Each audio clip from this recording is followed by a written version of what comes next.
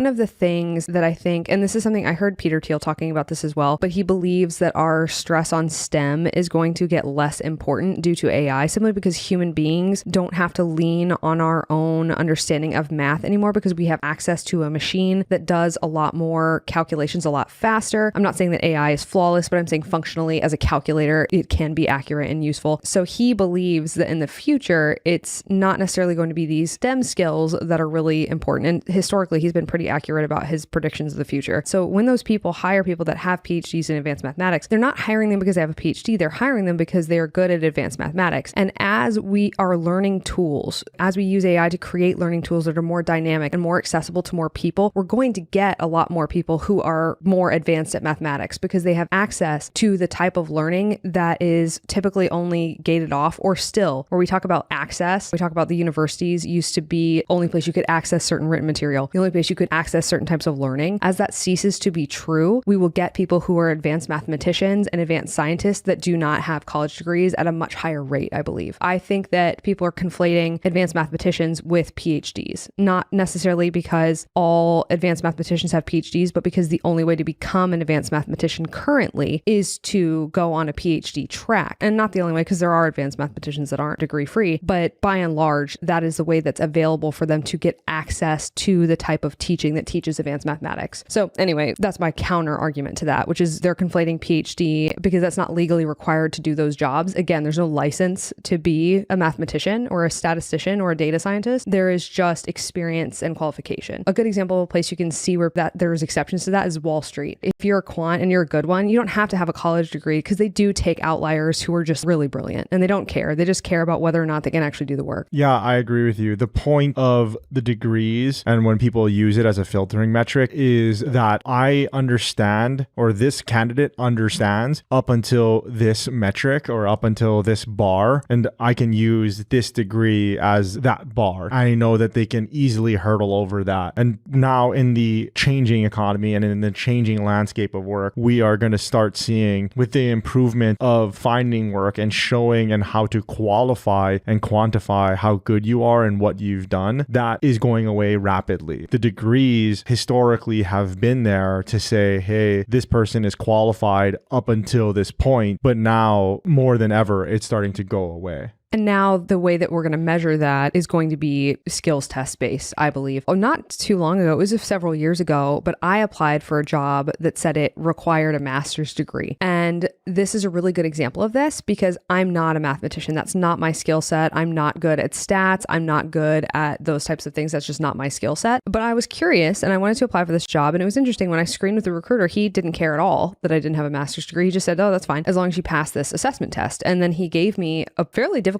assessment test